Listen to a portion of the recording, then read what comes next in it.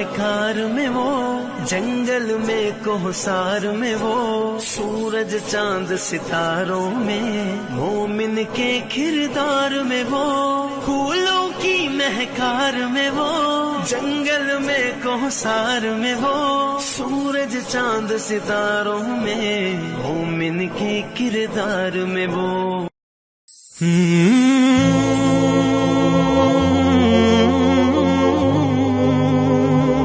السلام علیکم ورحمۃ اللہ۔ بسم اللہ الرحمن الرحیم، والصلاة والسلام علی رسولہ الکریم وعلی آلہ وصحبہ اجمعین۔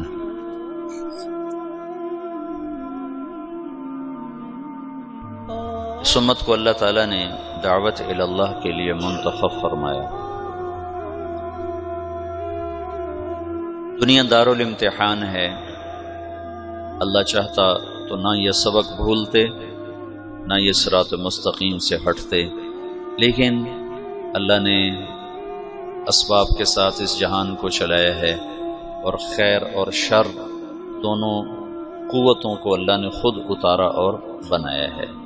ایک شیطان کی طاقت ہے جس کا کام گمراہ کرنا ہے، اس کے مقابلے میں انبیاء کا پاکیزہ سلسلہ ہے جن کا کام ہدایت پھیلانا ہے۔ یہ دونوں میدان عمل میں ہیں، جس کی دعوت چلے گی اس کی بات چل جائے گی۔ تو جو قرن اول ہے، قرن اول سے مراد 100 سال نہیں ہے۔ خیر القرون قرنی ثم الذین یلونہم ثم الذین یلونہم، یہ 300 سال نہیں بنتے ہیں، اس سے کم ہیں، وہ لکھے ہوئے ہیں کتابوں میں، مجھے یاد نہیں ہے۔ 270 سال تمہارے شیخ کہہ رہے ہیں کہ وہ 270 برس بنتے ہیں رسول پاک صلی اللہ تعالی علیہ وسلم سے لے کر یہ بنو عباس کا دور آ جاتا ہے۔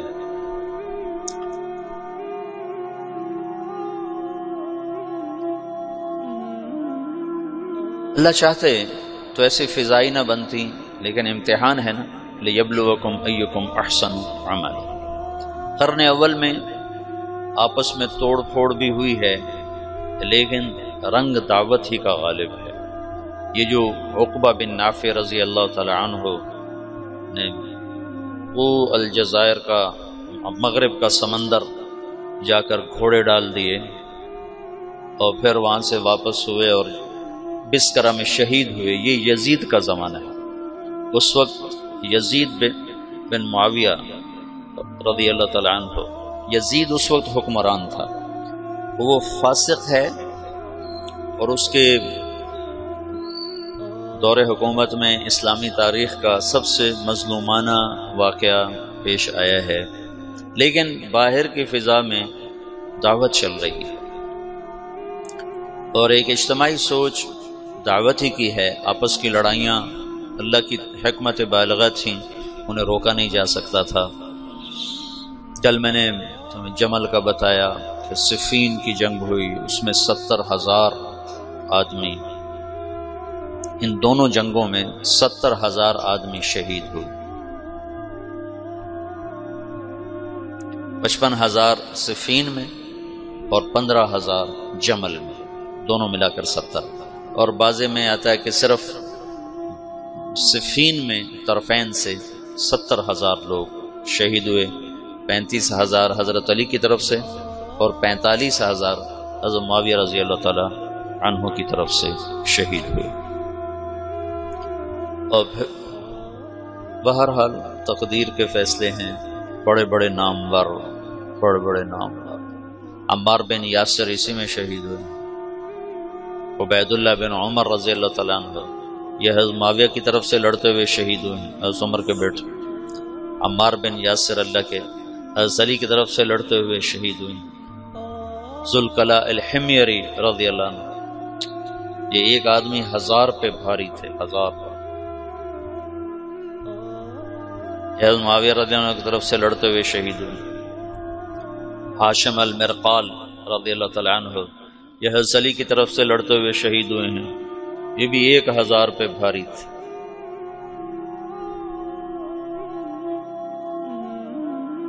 پھر حضرت حسین رضی اللہ تعالیٰ عنہ کا حسن رضی اللہ تعالیٰ عنہ نے خلافت حضرت معاویہ کے حق میں دستبردار ہو چکا۔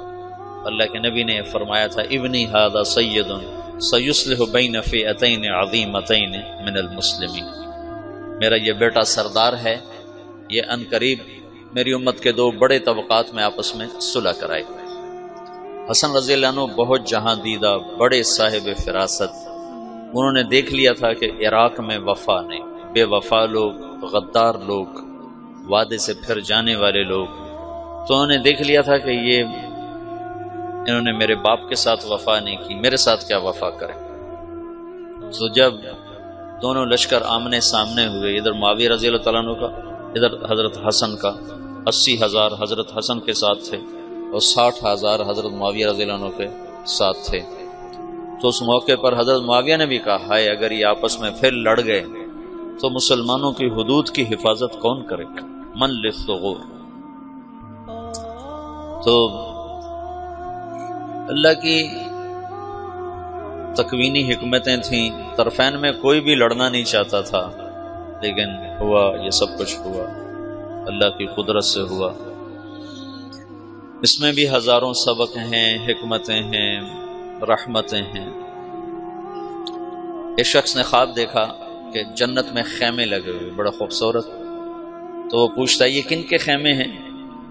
تو فرشتہ کہتا وہ ذوالکلا حمیر اور ان کے ساتھیوں کے، جو جنگ صفین میں معاویہ رضی اللہ عنہ کی طرف شہید ہوئے، یہ ان کے۔ تو وہ پوچھتا ہے تو علی کے ساتھی کدھر ہیں؟ کہ ان کا مقام بہت بلند ہے، وہ اوپر کے درجات ہیں، اوپر کے درجات۔ عمر بن عبدالعزیز رحمۃ اللہ علیہ نے خواب دیکھا کہ وہ حرم میں ہیں اور حرم بیت اللہ کے اندر سے آواز آتی ہے علی بن ابی طالب کو اندر بلایا جائے،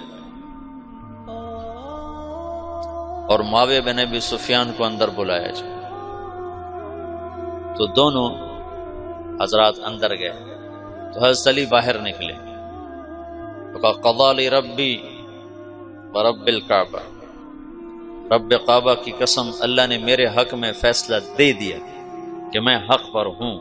تو ویسے سارے اہل سنت والجماعت کا عقیدہ ہے کہ حضرت علی حق پر ہیں۔ اس کے پیچھے پیچھے حضرت معاویہ نکلے، وہ کہہ رہے تھے وغفر لی ربی ورب الکعبہ، رب کعبہ کی قسم میرے رب نے میری بخشش فرما دی۔ تو اصحابی کا نجوم بأیہم اقتدیتم اہتدیتم، اور اللہ فی اصحابی لا تتخذوہم من غرضا من بعدی فمن احبهم فبحبی احبهم ومن ابغضهم فببغضی ابغضهم۔ یہ اللہ کے نبی کا فرمان ہے، ہم ان کے بارے میں سکوت اور سب رضی اللہ عنہ، اللہ ان سے راضی ہے۔ تمام صحابہ کے بارے میں ایک آیت ہے، قول فیصل ہے، قول فیصل ہے وَكُلًّا وَعَدَ اللَّهُ الْحُسْنَى، وَكُلًّا وَعَدَ اللَّهُ الْحُسْنَى، میرا وعدہ ہے میرے نبی کہ تیرے تمام صحابہ کے لیے حسنہ ہو گئی، تیرے تمام صحابہ کے لیے حسنہ۔ ٹھیک ہے، اب ایک آیت اور جوڑو تو حسنہ کا مطلب سامنے آ جائے گا۔ ان الذین سبقت لهم من الحسنى اولئک عنها مبعدون لا يسمعون حسیسها وهم فيما اشتهت انفسهم خالدون لا يحزنهم الفزع الاکبر وتتلقاهم الملائکہ هذا يومكم الذي كنتم توعدون۔ یہ حسنہ کی تفسیر خود قرآن میں آ گئی کہ جن کے لیے تیرا رب حسنہ کا فیصلہ کر چکا ہے وہ جہنم سے بڑی دور ہوں گے، اتنی دور ہوں گے کہ جہنم کی آواز ہی نہیں سن سکیں، اس کا سانس ہی نہیں سن سکیں، اس کی آہٹ ہی نہیں سن سکیں، اور اپنی نعمتوں میں مزے میں ہوں گے ہمیشہ کے لیے، اور اس دن کا خوفناک عالم انہیں خوف اور غم میں مبتلا نہیں ہونے دے گا، بلکہ وہ اپنے مزے میں ہوں گے، اور فرشتے ان کا استقبال کریں گے۔ تو یہ تمام صحابہ 4 حصوں میں تقسیم ہے۔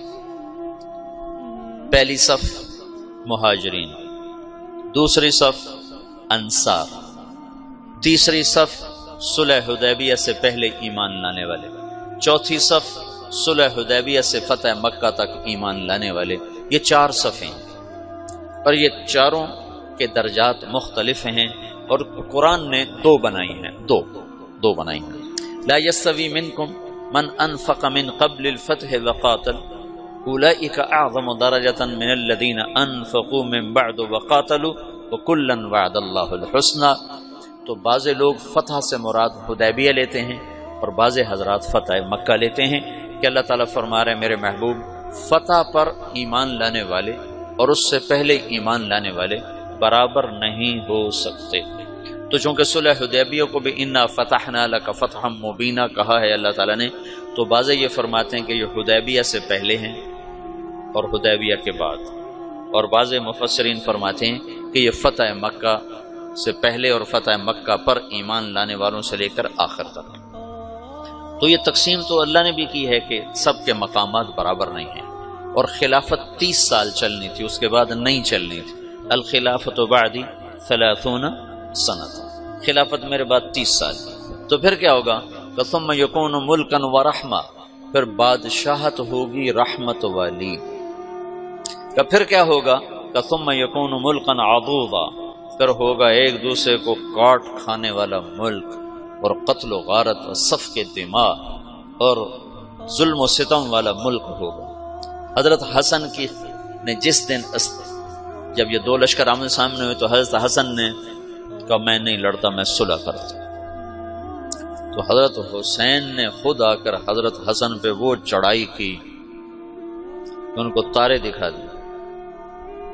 انہوں نے کہا بھائی انہوں نے تیرے باپ کے ساتھ وفا نہیں کی، تیرے بھائی کے ساتھ کہاں سے وفا کریں گے، میں جو کر رہا ہوں ٹھیک کر رہا ہوں. اور اللہ کے نبی کا فرمان سچا ہو رہا ہے کہ یہ میرا بیٹا 2 فریق میں صلح کرائے گا. اور لوگوں نے کہا مسود المسلمین، مسلمانوں کے چہرے سیاہ کرنے والا. تو انہوں نے کہا انا مبید المسلمین، میں مسلمانوں کے چہرے سفید کرنے والا، کہ میں نے تلواروں کو نیام میں ڈال دیا، آپس میں ٹکرانے کی بجائے دشمن کے آگے کر دیا. خلافت ختم ہو گئی 30 سال بعد. اب بادشاہت آنی ہے. بادشاہت کسی بھی بڑے سے بڑے صحابی کو یہاں بٹھایا جاتا تو بادشاہت چلنی تھی، خلافت علی منہاج النبوہ نہیں چلنی تھی. اس کے 30 سال پورے ہو چکے تھے. تو اب بادشاہ ہونا کسی بھی بڑے درجے کے صحابی کی شان کے خلاف تھا. اس کے لیے 4تھی صف کا آدمی ہونا ضروری ہے، اور 4تھی صف میں معاویہ بن ابی سفیان سے بہتر ایک بھی نہیں ہے حکومت کے لیے. بادشاہت بڑے پہلی صف کے صحابہ کو زیبا نہیں ہے، دوسری صف کے صحابہ کو زیبا نہیں ہے، تیسری صف کے صحابہ کے لیے بادشاہ کا نام آنا نامناسب ہے. اب ملک کا جو لفظ آنا چاہیے وہ 4تھی صف کے لوگوں پر آنا چاہیے جو فتح مکہ پر ایمان لائے. تو معاویہ رضی اللہ عنہ فتح مکہ پر ایمان لانے والوں میں ہیں. اگرچہ کہتے ہیں کہ وہ پہلے لائے تھے لیکن چھپایا ہوا تھا، لیکن اسی اسلام کو معتبر مانا جاتا ہے جس پر اس کا اظہار ہوتا ہے. اظہار ہوتا ہے تو اظہار فتح مکہ پر تھا. یہ فتح مکہ پر ایمان لائے ہیں، اور یہ بنو امیہ میں سے ہیں جو کہ بنو ہاشم کے بعد دوسرے نمبر کا وجاہت والا خاندان ہے. پہلا نمبر عرب میں تمام قبائل انسانیت میں بنو ہاشم کا ہے.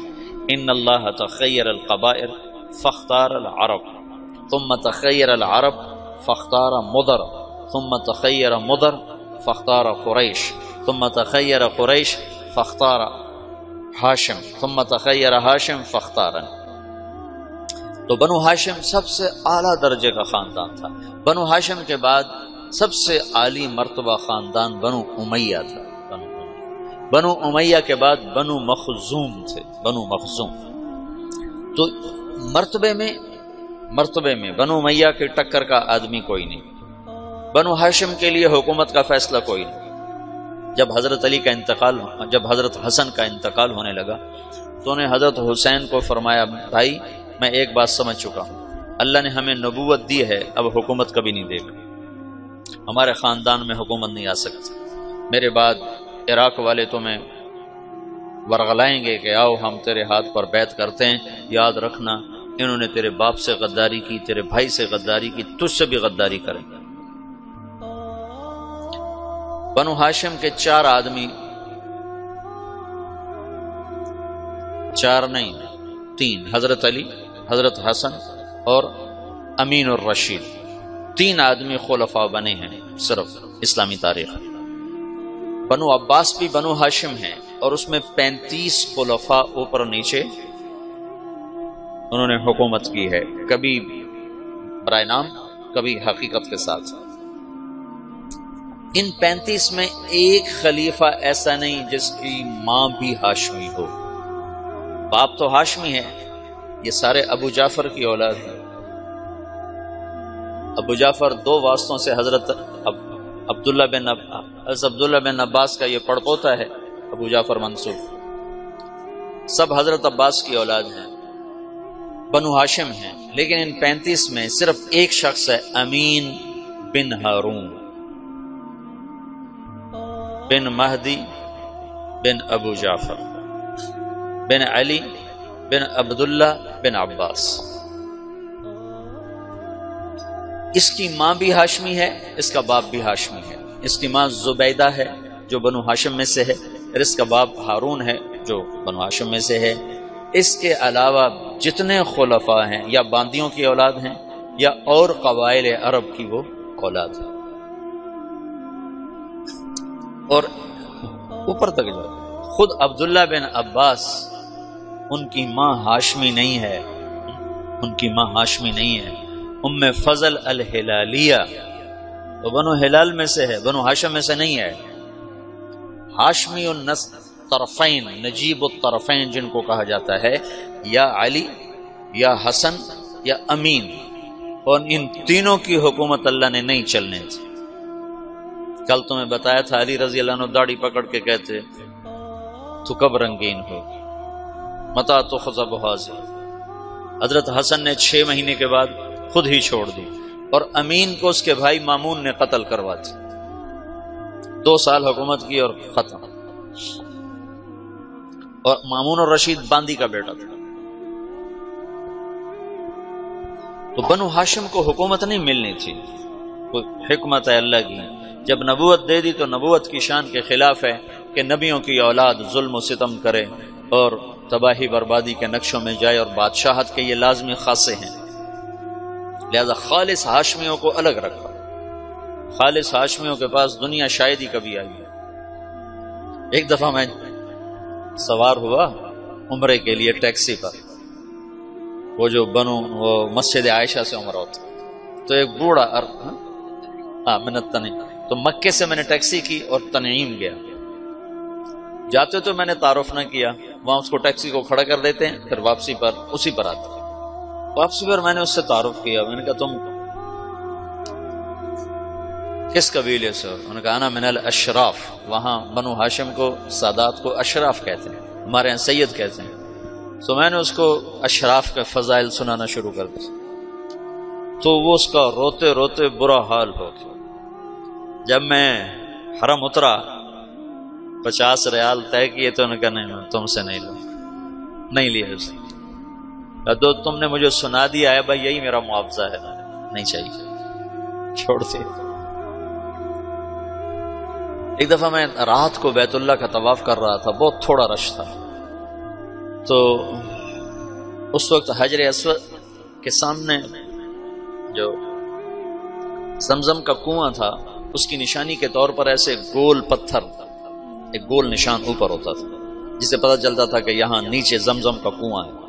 وہاں ایک بوڑھا قرآن پڑھ رہا تھا نماز میں، صحیح میں اس کے قریب سے گزروں طواف کرتے ہوئے، تو اس کی آواز میرے کان میں پڑی، تو بڑی دلکش آواز، عمر 70-80 سال کے درمیان، لیکن قرآن اتنا خوبصورت پڑھ رہا تھا کہ میرا دل کھنچا اس کی طرف۔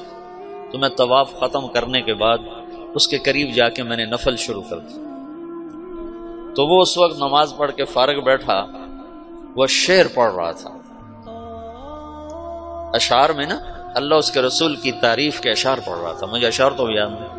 تو جب میں نے کان لگا کے سنے تو اس کے اشعار نے میرے اندر ایسے ہلچل پیدا کر، تو پھر میں نہ رہ سکا، میں بابے کے پاس چلا گیا، سلام کیا، میں نے کہا بابا جی شیخ الکریم من این انت؟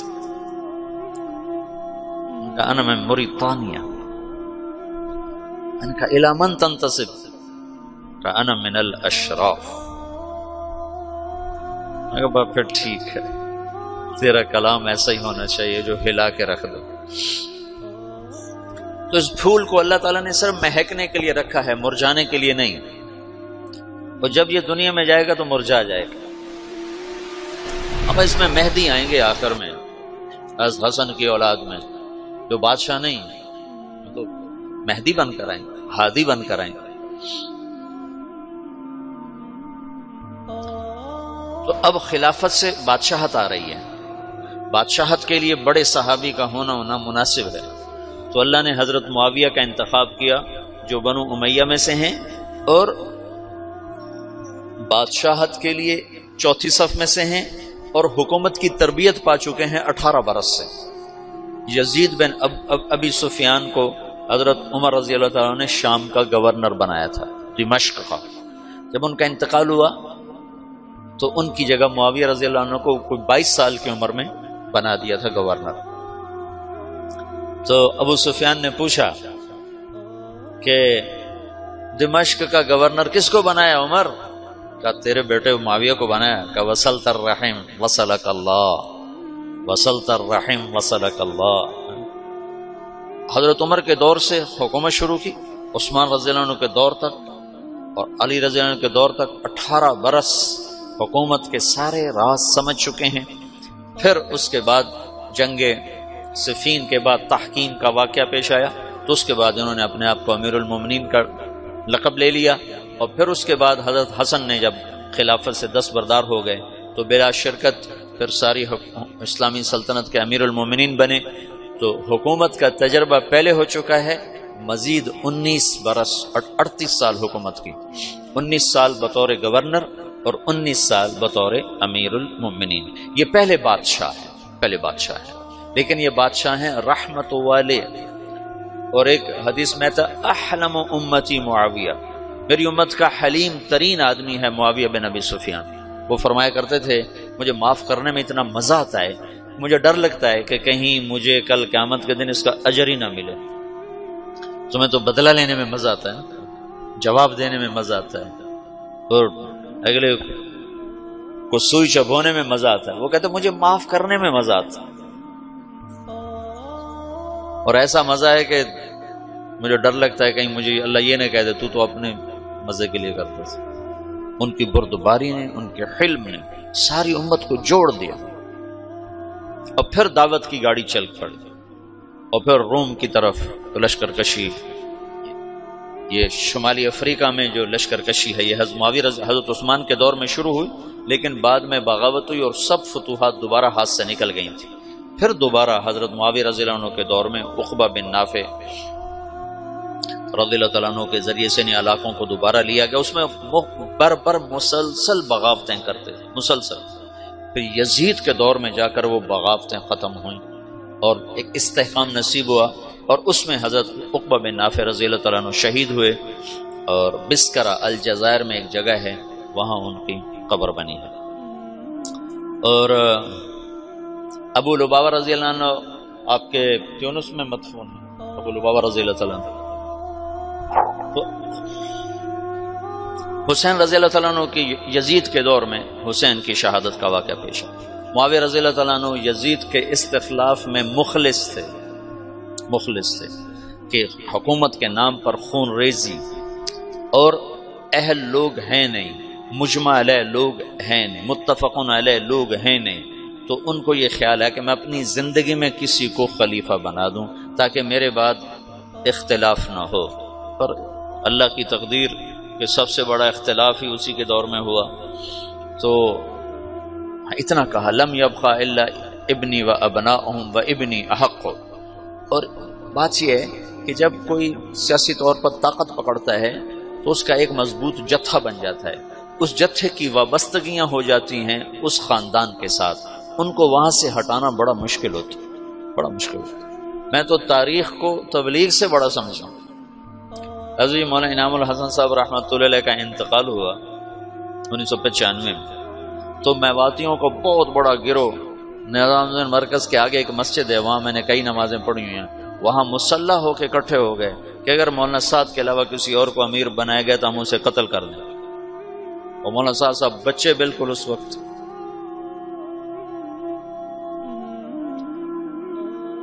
30 سال بھی عمر نہیں تھی اس وقت ان کی. تو ہمدردیاں وابستہ ہو جاتی.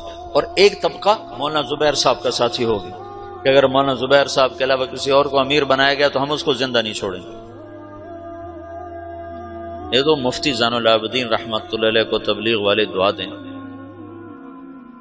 جو اس وقت ان کی صلاحیتیں کھل کر سامنے آئیں.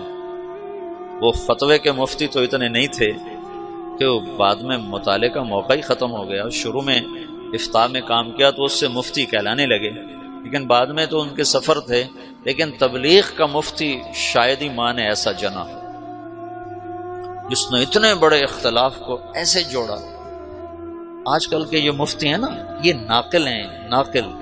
یہ جتنے تمہارے دارالافتاء میں بیٹھے ہوئے جن کو آپ کہتے ہو مفتی صاحب مفتی صاحب، یہ مفتی نہیں ہیں، یہ ناقل ہیں. یہ تو فتویٰ نقل کر کے دے دیتے ہیں. اپنی بصیرت کے ساتھ معاملات کو سلجھانے والے کو مفتی کہتے ہیں. مولانا سعید خان صاحب کہتے تھے، 98 میں انتقال ہوا، اس وقت کہتے تھے پاکستان میں 2.5 مفتی ہیں. مفتی احمد علی سن رہے ہو؟ کہتے تھے پاکستان میں 2.5 مفتی ہیں، 2 پورے ہیں، 1 آدھا ہے. میں نے کہا جی کون ہے؟ کہ بتاؤں گا نہیں، بتاؤں گا. مفتی اس کو نہیں کہتے جو بدائے ثنائے سے فتویٰ نقل کر کے دے دے، اور عالمگیری سے اور تمہاری وہ کیا ہے در مختار سے یا ان کتابوں سے تمہیں فتویٰ نقل کر کے دے دے. یہ تو ناقلین ہیں. اب تو یہ بے وقوف 1 سال تخصص میں کرنے کے بعد خود اپنا نام کے ساتھ مفتی لکھتا ہے، مفتی طارق جمیل. الو کو عبارت پڑھنی نہیں آتی اور خود اپنے نام کے ساتھ مفتی لکھواتا ہے.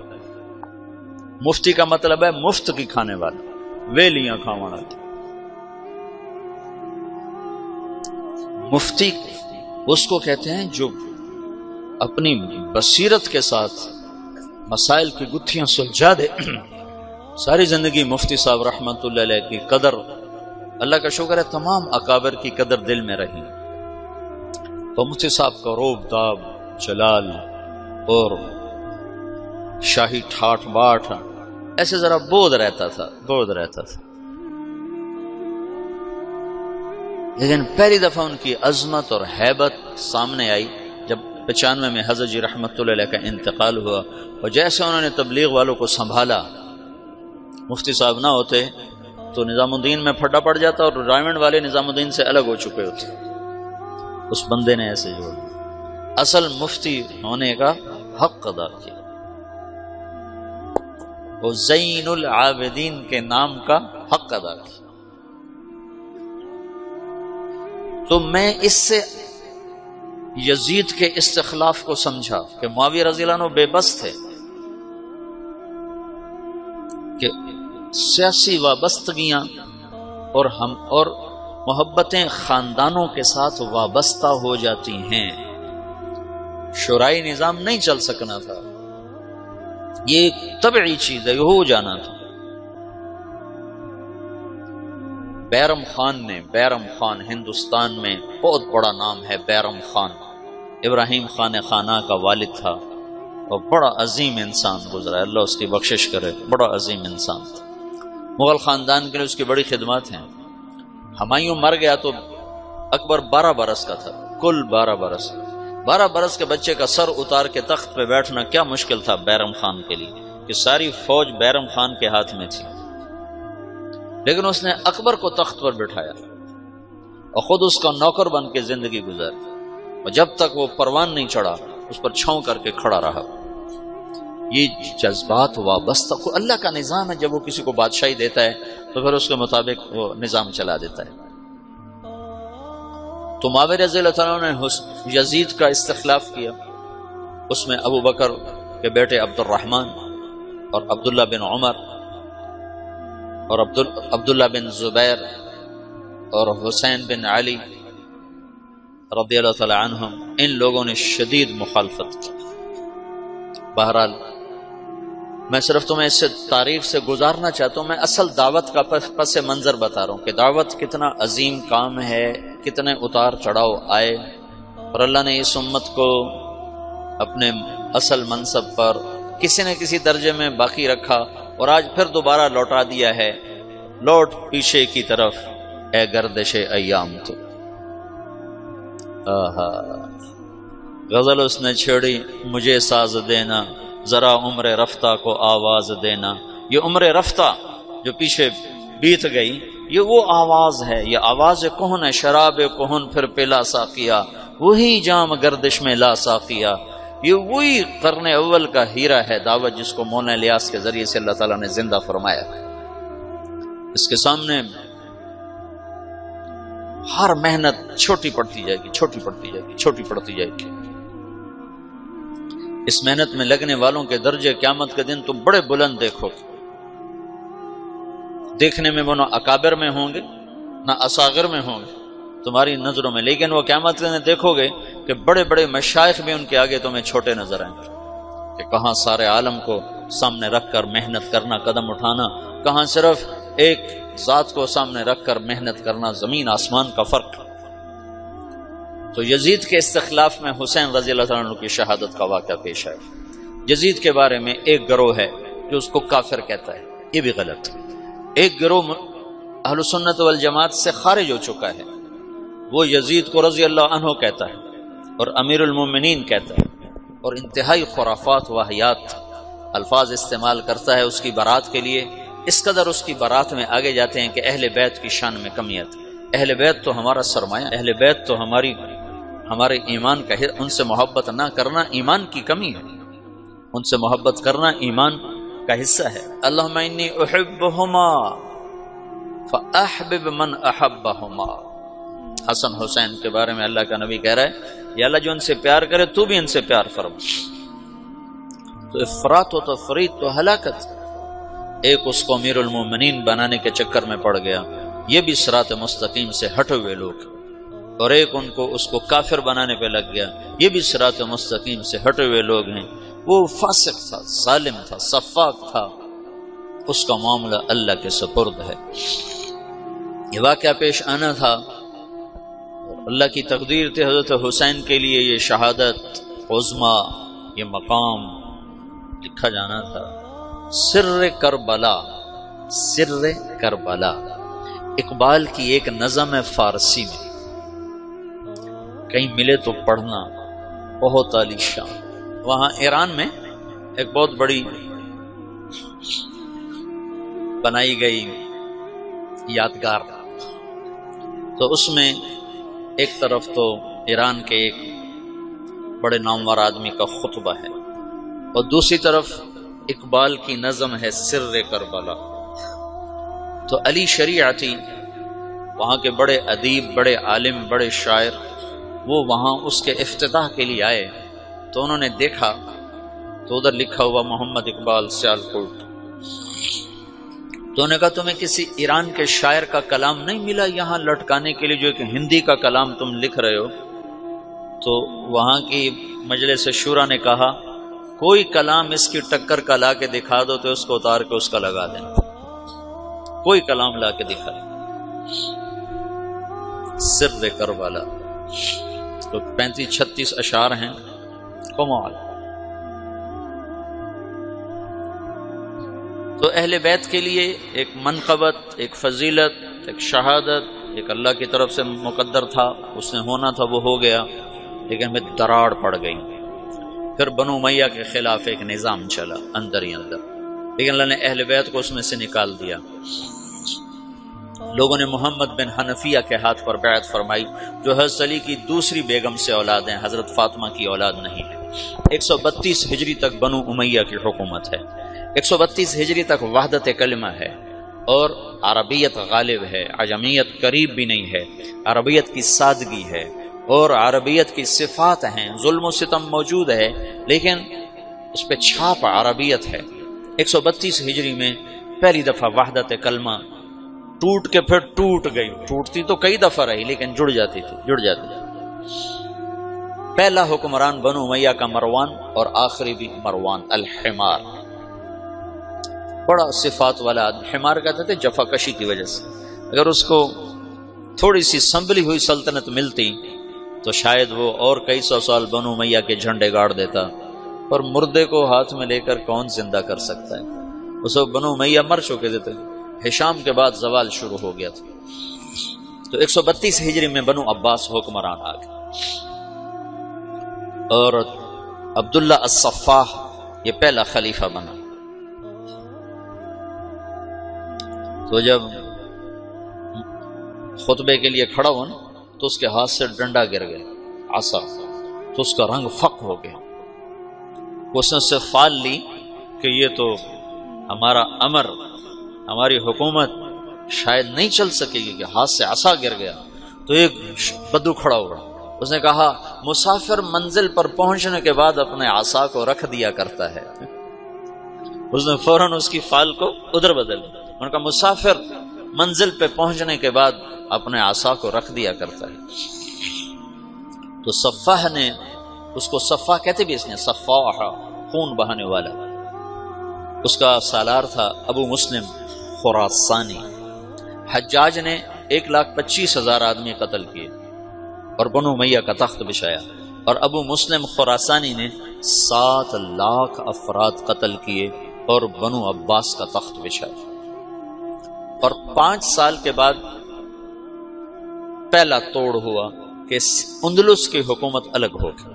اندلس میں ایک لڑکا نوجوان عبد الرحمن بن معاویہ بن ولید بن یزید بن عبد الملک بن مروان، یہ 20 برس کی عمر میں دھکے کھاتا یہ پہلے افریقہ میں پھرتا رہا، اندلس، الجزائر، مراکش سب بنو امیہ تھے۔ پھر یہ دریا پار کیا، سمندر پار کیا اور اندلس پہنچ گیا۔ وہاں اس کو بنو امیہ کے کچھ خیر خواہ مل گئے، تو اس نے وہاں حکومت کی داغ بیڑ ڈالی، 600 آدمیوں کے ساتھ 20,000 کے لشکر کو شکست دی۔ بہت خوبصورت آدمی تھا، بڑا جواں مرد، بڑا جواں ہمت، بڑا عالی حوصلہ۔ جب وہ وہاں پہنچا تو اس کو ایک خوبصورت لڑکی پیش کی گئی، جاریہ، کنیز۔ کہنے لگا اس میں مشغول ہوتا ہوں تو اپنے مقصد کو بھولتا ہوں، اور مقصد میں لگتا ہوں تو اس کا حق ادا نہیں کر پاتا۔ تو میں اپنے مقصد پہ ہر شے قربان کر سکتا ہوں، مقصد کو نہیں قربان کر سکتا۔ جب اللہ مجھے میرا کھویا ہوا مقام دے دے گا تو ایسی باندیاں اور بہت مل جائیں گی۔ تو اس نے اس کو نہیں قبول کیا۔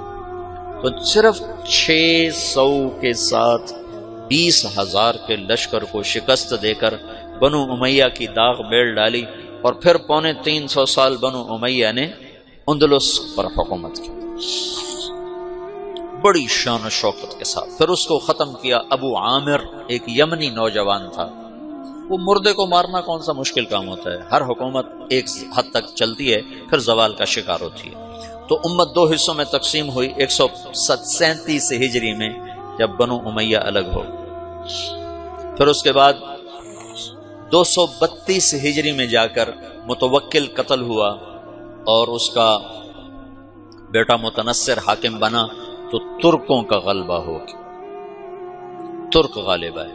ترکوں نے عباسی خلفاء کو کھلونا بنایا تھا، اور 3 صدی میں اسماعیلیہ کی تحریک چلی، اور انہوں نے مشرقی اپنا شمالی افریقہ جو بلاد عرب جہاں علم تھوڑا تھا، بربر تھے اور علم کی کمی تھی، وہاں اسماعیلی شیعہ کے دعات پہنچے، اور انہوں نے وہاں اسماعیلی سلطنت کے لیے فضا مہیا کی، اور پھر وہاں المہدیہ پہلا شہر بسایا۔ وہ میں پہلے سمجھتا تھا الجزائر میں ہے، رات تمہارے شیخ نے بتایا کہ وہ تونس میں ہے۔ الجزائر قریب من الجزائر، ہاں انہوں نے المہدیہ کو دارالحکومت بنایا۔ پھر اس کا سردار تھا جوہر، اس نے مصر فتح کیا۔ اس کے بعد پھر یہ اسماعیلی سلطنت منتقل ہو گئی مصر میں۔ تو اسلامی سلطنت 3 حصوں میں تقسیم ہو گئی، ایک بنو عباس، ایک اسماعیلی شیعہ اور ایک بنو امیہ۔ اس طرح یہ ٹکڑوں میں تقسیم ہو گئے۔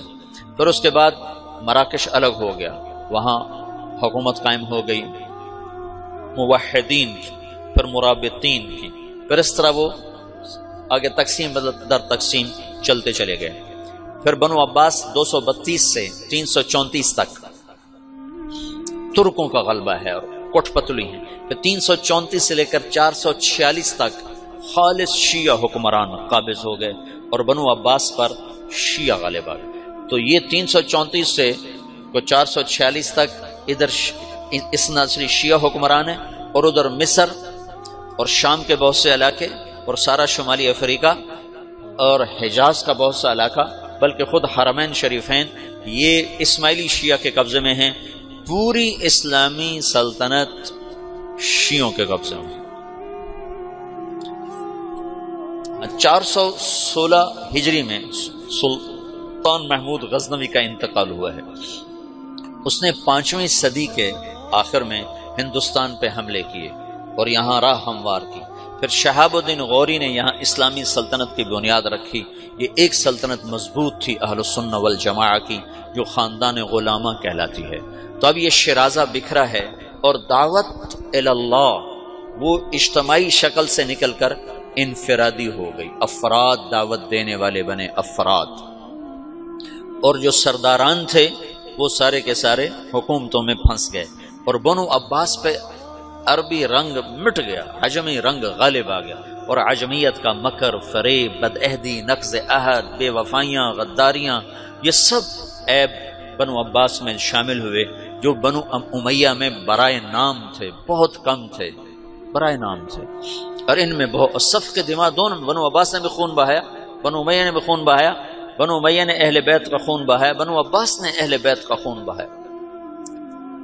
ہارون رشید کے جیل میں امام موسیٰ کاظم کا انتخاب ہوا. جیل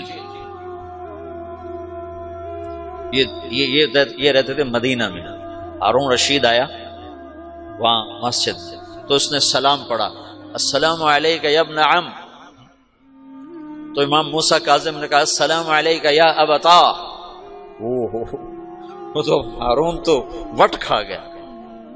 سمجھو نا فرق، سمجھو نا، وہ تو عالم سے ہے نا. انہوں نے کہا السلام علیک یا ابتا، انہوں نے کہا السلام علیک یا ابن عم، انہوں نے کہا السلام علیک یا ابتا. تو وٹ کھا گیا، انہوں کو پکڑ کے قید میں ڈال دیا، اور قید میں ہی انتقال ہوا. اور متوکل انتہائی بغض رکھتا تھا اہل بیت سے.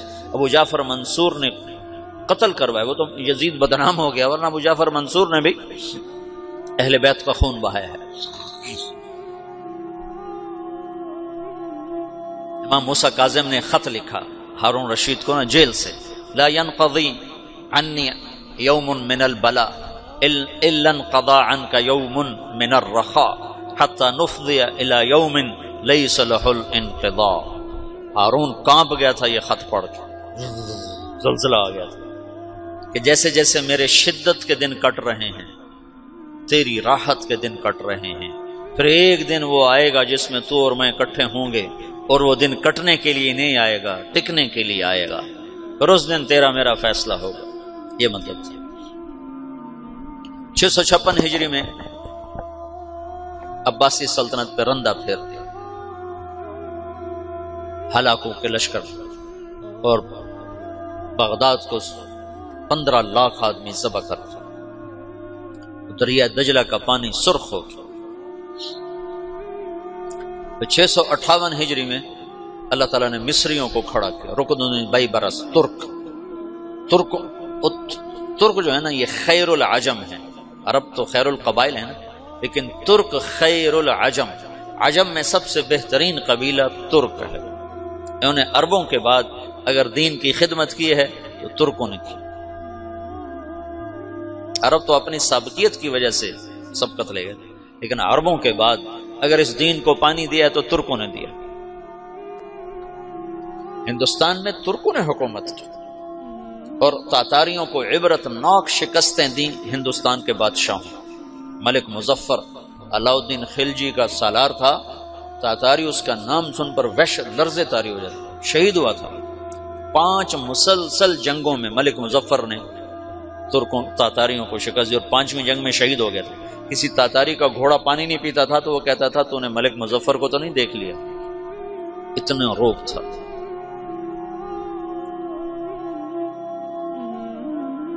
اور محمد تغلق کا غیاث الدین بلبن کا بیٹا محمد، یہ ملتان کا حاکم تھا.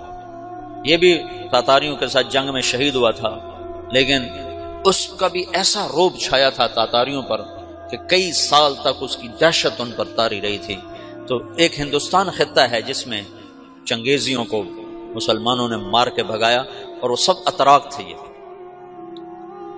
غلام غیاث الدین بلبن جو تھا نا، غیاث الدین بلبن، یہ التمش کے سامنے پیش ہوا، غلام خریدے جا رہے تھے، تو 20 غلاموں کی کھیپ آئی، تو التمش نے 19 خرید لیے، اس کو رد کر دیا۔ یہ قد کا چھوٹا اور رنگ کا ایسا ہی تھا، ماٹھا، ترک تو خوبصورت ہوتے ہیں۔ تو غیاث الدین بلبن نے کہا التمش سے، ان کو کس لیے خریدا ہے؟ تو التمش نے کہا اپنے لیے۔ تو اس نے کہا مجھے اللہ کے لیے خرید لو۔ تو التمش کو یہ بات بڑی پسند ہے، انہوں نے کہا ہاں بھائی اس کو بھی خریدو۔ وہی جو زبردستی خریدا تھا، وہ چند سال کے بعد غیاث الدین بلبن کے نام سے پورے ہندوستان کا بادشاہ بنا۔ بڑی ہیبت سے حکومت کی، بڑے انصاف و عدل کے ساتھ حکومت کی۔ تو اسلامی سلطنت کا شیرازہ ایسے بکھر گیا، تو اس میں سے جو دعوت تھی وہ نکل گئی۔ ہاں، چونکہ دین کو قیامت تک باقی رکھنا تھا، تو افراد آتے رہے، افراد آتے رہے۔ پھر اللہ تبارک و تعالیٰ نے رخ بدلا اور ترکوں کو جو 446 میں آ کر شیعوں کی حکومت کو ختم کیا، تغرل بیگ سلجوکی نے۔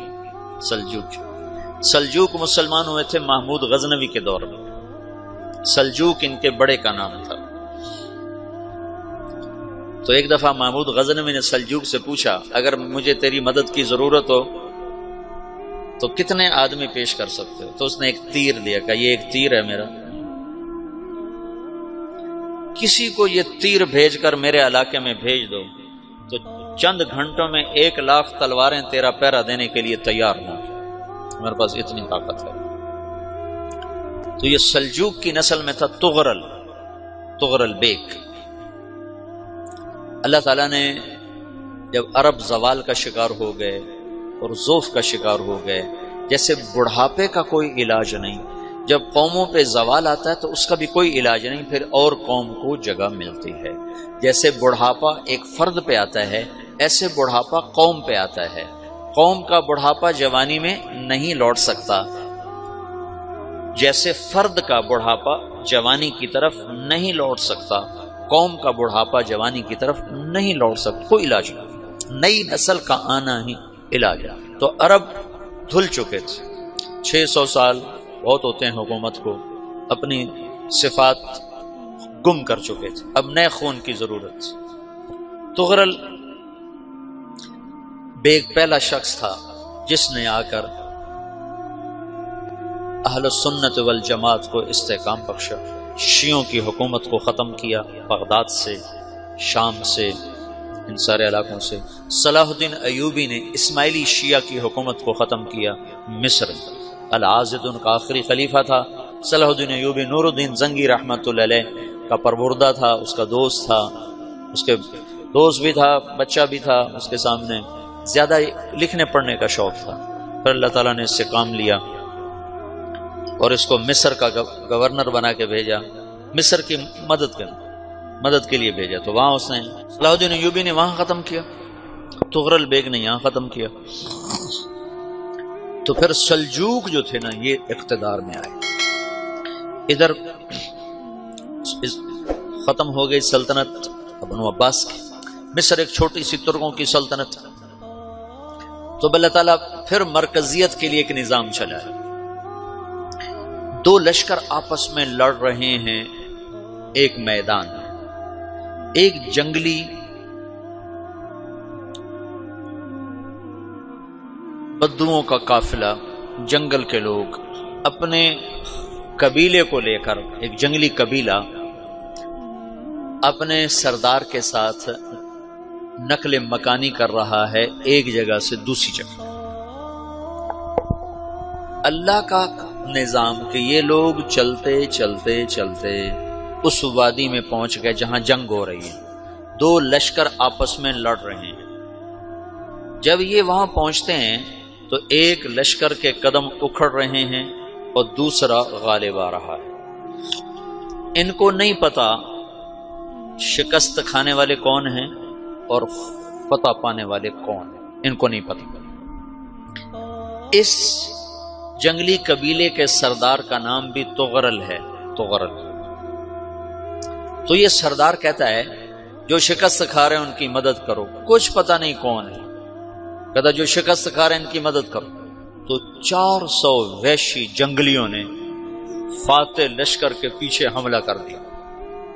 وہ تو ایک کافی ہوتا کہ 400 دوڑ دوڑ جب تلواریں پڑیں تو چند لمحوں میں نقشہ بدل گیا، بھاگنے والے جم گئے اور جمنے والے بھاگ پڑے۔ جب جنگ ختم ہوئی تو شکست خوردہ لشکر کے بادشاہ نے ان کو بلایا، اسے پوچھتا ہے مجھے جانتے ہو میں کون ہوں؟ کہا نہیں۔ کہا تو تم نے میری مدد کیوں کی؟ کہا انسانی ہمدردی کی وجہ سے، تمہیں شکست ہو رہی تھی اس لیے تمہاری مدد کی۔ پھر اس نے اپنا تعارف کرایا، میں ہوں سلیمان سلجوقی ترکی کا بادشاہ۔ مسلمانوں کا لشکر تھا اور تاتاریوں سے شکست کھا رہا تھا، تاتاری فتح پا رہے تھے، مسلمان شکست کھا رہے تھے۔ تو وہ اللہ کی غیبی مدد بن کر آئے۔ تو وہ اس سے کہتا ہے میرے ساتھ رہنا پسند کرو گے؟ تم نے میرے اوپر احسان کیا ہے، میں اس کا بدلہ دینا چاہتا ہوں، میرے ساتھ رہنا پسند کرو گے؟ کہنے کا کر لوں گا۔ تو اس کو لے کر ترکی آیا، اور استنبول اس وقت روم کی حکومت میں تھا، اسے فتح کیا اس تغرل کے آگے چوتھے پانچویں پڑپوتے محمد فاتح نے۔ تو یہ استنبول ہے، یہ ترکی ہے، بیچ میں ایک چھوٹا سمندر ہے، یہاں ایک جاگیر ہے۔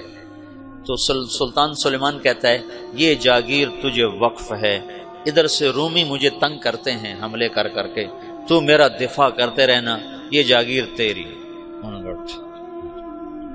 اس جاگیر پہ اس نے اپنے قافلے کو آباد کر دیا، اپنے قبیلے کو، اور ایک چھوٹی سی حکومت بنا لی، جو ایک صوبہ سمجھو سلمان سلجوقی کا، وہ ایک چھوٹا سا صوبہ ہے۔ وہاں جب یہ رہ پڑا تو پھر یہ ایک شیخ کے بیت ہوتا ہے، وہاں شیخ طریقے میں ان کے یہ بیت ہونے جاتا ہے، وہ اس کو رات اپنے پاس ٹھہراتا ہے۔ تو ایک کمرے میں ان کو ان کا خادم ٹھہراتا ہے۔ یہ جب کمرے میں جاتا ہے تو سامنے دیوار میں تاکچے پر قرآن پڑا ہوا ہے۔ تو یہ تغرل بیگ کہتا ہے یہ کیا ہے، یہ کیا ہے؟ تو وہ خادم کہتا ہے یہ کتاب اللہ ہے، قرآن ہے۔ اچھا، وہ اس کو وہاں چھوڑ کے باہر چلا جاتا ہے۔ وہ دیہاتی آدمی، جنگل کا رہنے والا، پہلی دفعہ زندگی میں قرآن دیکھا، وہ کہتا ہے یہ قرآن ہے، اللہ کی کتاب ہے، میں اللہ کی کتاب کے سامنے سو جاؤں، کتنی بے ادبی ہے۔ تو اس نے اسے قرآن اٹھایا اور سر پہ رکھ لیا اور کھڑا ہو گیا، ساری رات قرآن سر پہ رکھ کے کھڑا رہا۔ رات کے پچھلے پہر اس کو خواب آیا، کھڑے کھڑے اس نے دیکھا کہ اس کی پشت سے ایک چاند نکلا اور شیخ کی بیٹی کے سینے میں جا کے اتر گیا۔ پھر اس لڑکی کے سینے سے ایک درخت نکلا جو پھیلتے پھیلتے پھیلتے 3 بر اعظم پہ چھا گیا، افریقہ پر، یورپ پر، ایشیا پر۔ پھر اس کی آنکھ کھل گئی، وہ کھڑا ہوا ہے۔ تو اس نے صبح یہ خواب اپنے شیخ کو سنایا، تو انہوں نے اپنی بیٹی اس کے نکاح میں دے دی۔ اس بیٹی سے ایک بچہ پیدا ہوا، تغرل بیگ نے اس کا نام رکھا عثمان، عثمانی ترک نام سنا ہوا، جو میں نے کل بتایا تھا کہ 1924 میں وہ خلافت ختم ہوئی۔ تو ایک بیٹا پیدا ہوا عثمان۔ عثمان نے پھر ایک نئی اسلامی حکومت کی بنیاد رکھی جو 1924 تک چلتی رہی، کوئی 800 سال یہ حکومت چلی۔ تو حکومت کا شیرازہ بکھرا لیکن پھر جڑ جاتا تھا، اور وہ قرن اول والا جوڑ کبھی نہ پیدا ہوا، ٹکڑے بن گئے۔ ان ٹکڑوں میں اللہ لوگ پیدا کرتا رہا جو دعوت دیتے رہے، دعوت زندہ رہی۔ جو تربیت کا نظام تصوف کے ساتھ تھا اب وہ تبلیغ کے ساتھ۔ میں 1991 میں گیا تھا گجرانوالے جماعت، تو ایک لڑکا ملا بنو کا، 4 سال میں تھا، کہنے لگا میں 3 چلے لگا کے مدرسے میں آیا، مدرسے میں آنے کے بعد میرا ذہن تصوف کا بن گیا۔ تو ایک دفعہ میں نے حضرت تھانوی رحمۃ اللہ علیہ کو خواب میں دیکھا، تو انہوں نے ارشاد فرمایا بیٹا تصوف ہمارے دور کی چیز تھی، اب تبلیغ کا زمانہ ہے، ہمارا دور چلا گیا، اب تبلیغ کا دور۔ یہ جو اجتماعی عمل ہے تبلیغ کا، یہ شیخ کامل کی صحبت ہے۔ میں نے یہ قاری طیب صاحب رحمۃ اللہ علیہ کا مضمون پڑھا تھا کہ تربیت کے 4 راستے ہیں، شیخ کامل کی صحبت، اور اچھا دوست جو کمیاں بتائے، اپنا محاسبہ، اور اپنے دشمنوں کی بات سننا، یہ 4 چیزیں تربیت کا ذریعہ ہیں۔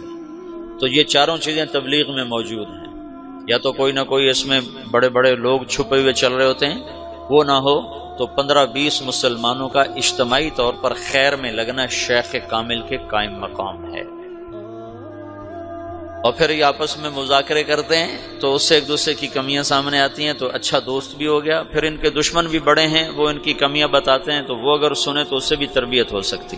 اگر تم اس طرح بیان میں بیٹھو کہ یہ 5000 کا مجمع ایک شیخ کامل ہے، یہ 100 آدمیوں کا مجمع ایک شیخ کامل ہے، تم تعلیم میں اس طرح بیٹھو کہ یہ 15 آدمیوں کا حلقہ تعلیم ایک شیخ کامل ہے، تو تمہیں وہی فائدہ ہوگا جو ایک شیخ کی صحبت سے ہوتا ہے۔ میں نے بڑے بڑے مشائخ کو دیکھا، کوئی بیان نہیں فرماتے تھے، چپ بیٹھتے تھے، چپ خاموش، لیکن ان کے فیوز منتقل ہوتے۔ مولانا خامہ صاحب رحمۃ اللہ علیہ کئی دفعہ ان کی صحبت میں حاضری ہوئی، ایک لفظ نہیں بول رہے ہیں۔ اور مولانا انعام الحسن صاحب رحمۃ اللہ علیہ 2 مہینے میں مستقل ان کی صحبت میں نظام الدین میں رہا، ایک لفظ نہیں بولتے تھے، بس ایسے بیٹھے، ہم بھی بیٹھے رہتے تھے۔ لیکن جب کوئی بیان کرنے بیٹھتا ہے تو پھر تمہارا ذہن بن جاتا ہے بیان ہو رہا ہے، آگے بیان ہوتا ہے بالکل ٹھنڈا، تو لہذا تم یا سو جاتے ہو یا اٹھ جاتے ہو۔ تو تم بیان کو اور ہدایات کو اور تعلیم کو اس عنوان سے لو کہ شیخ کامل ہے۔ اچھا، یہ میں نے ان سے بات کی اور میں چلا گیا اسلام آباد کے اجتماع پر، اپنی دعوت خود سامنے آ گئی، الخیل واللیل والبیداء تعرفنی الضرب والقرطاس، کہ الطعن والضرب والقرطاس والقلم۔ وہ متنبی کے غلام نے کہا کدھر بھاگتے ہو؟ این انت من قولک الخیل واللیل والبیداء تعرفنی، کہ قتلتنی قاتلک اللہ، اور واپس آ کے لڑا اور مر گیا۔ وہ میں جب پہنچا اسلام آباد کے اجتماع پر تو مجھے یاد آ گیا کہ میں نے کہا تھا شیخ کامل، میں نے کہا ابھی مارے گئے، اب تو بیٹھنا پڑے گا شیخ کامل، کبھی نہیں بیٹھا۔ مولانا سعید خان صاحب کے بعد کوئی نہیں بیٹھا، تو میں بیٹھ گیا۔ عصر کے بعد ایک عام بھائی بیان کر رہے تھے، بابر صاحب رائمنڈ کے مقیم بیان کر رہے تھے، میں عصر سے مغرب مسلسل بیٹھا اس تصور کے ساتھ کہ میں یہ جو 40-50 ہزار کا مجمع ہے یہ ایک شیخ کامل ہے۔ اب یقین مانو میں پورے فائدے کے ساتھ بیان سے اٹھا، میرا سینہ کھل چکا تھا۔ پھر مغرب کے بعد مولانا جمیل صاحب کا بیان تھا، امام جو ہیں ان کا بیان بالکل سیدھا سادہ پنجابی لہجے میں اردو بول رہے تھے، لیکن میں 1 گھنٹہ بیٹھا، پورا استفادہ ہوا۔ پھر ظہر کے بعد میرا معمول سو جانے کا ہے، میں ظہر کے بعد جاگتا میں سو جاتا، لیکن ظہر کے بعد مولوی فہیم صاحب کا بیان تھا 2.25 گھنٹے۔ میں اس کو اگر بطور بیان بیٹھتا تو میں 2.25 منٹ بھی نہ بیٹھ سکتا، میں 2.25 گھنٹے ایسے بیٹھا رہا اس تصور میں کہ میں ایک شیخ کامل کی صحبت میں ہوں۔ مجھے اتنی نورانیت محسوس ہوئی، اتنا مجھے نفع ہوا کہ میرا 1 منٹ کے لیے جی نہیں چاہا کہ بیان ختم ہو جائے اور ہم اٹھیں۔ تو گھڑی پہ نظر ہوتی کب ختم ہوگا، کب ختم ہوگا۔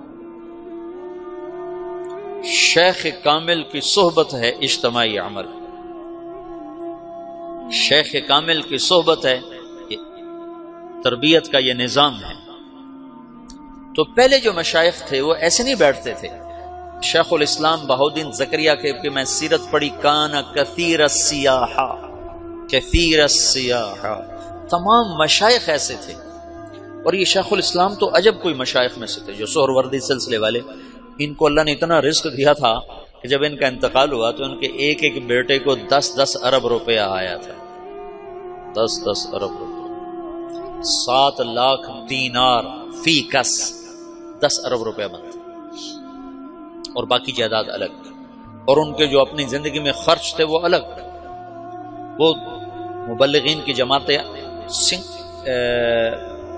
انڈونیشیا تک انہوں نے اپنی جماعتیں روانہ فرمائیں تبلیغ کے لیے، اور سارے بر صغیر میں، ملائیشیا میں، سری لنکا میں۔ اور ایک عجب ان کی سیرت میں پڑی بات، جس ملک میں بھیجنا ہوتا تھا اس کی زبان ان مبلغین کو سمجھاتے تھے اور ان کو سکھاتے تھے، پھر ان کو بہت سا پیسہ دیتے تھے کہ تمہیں سوال نہ کرنا پڑے، بچاؤ۔ تو دعوت کا کام شخصیات میں آ گیا، بادشاہوں نے چھوڑ دیا، شخصیات۔ صرف ہندوستان کی تاریخ میں ایک بادشاہ گزرا ہے جس نے دعوت کی سرپرستی کی، وہ محمد تغلق، اور وہ ویسے خر دماغ تھا، چھوٹی چھوٹی باتوں پہ قتل کر دیتا تھا، تو اس کی وہ چیز گہنا گئی، یعنی ماند پڑ گئی۔ لیکن ایک بادشاہ ہے محمد تغلق جس نے دعوت کی محنت کو میدان بنایا اور کہا کہ جاؤ ہندوؤں کو دعوت دو۔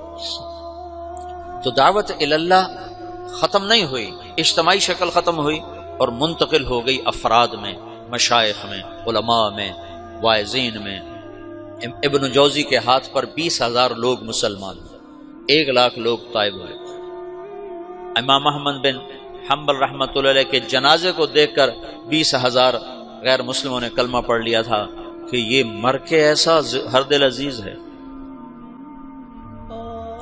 تو یہ ایک مختصر سا خاکہ میں نے تمہیں بتایا ہے، مختصر سی تاریخ تمہیں بتائی ہے کہ قرن اول سے آج تک کس طرح امت بٹ گئی، تقسیم ہو گئی، اور دعوت کی روح مر گئی، افراد میں زندہ رہی، ان کی برکت سے آج بھی دین باقی ہے۔ علماء، اہل اللہ اور صالحین اور واعظین جنہوں نے اپنے دھن میں اللہ کی بات کو پہنچایا بھی صحیح، سنایا بھی صحیح، اور تمام بلاد میں، افریقہ میں، یورپ میں، ایشیا میں، ہر ملک میں اللہ نے ایسے لوگ پیدا فرمائے جو ٹکر لیتے رہے۔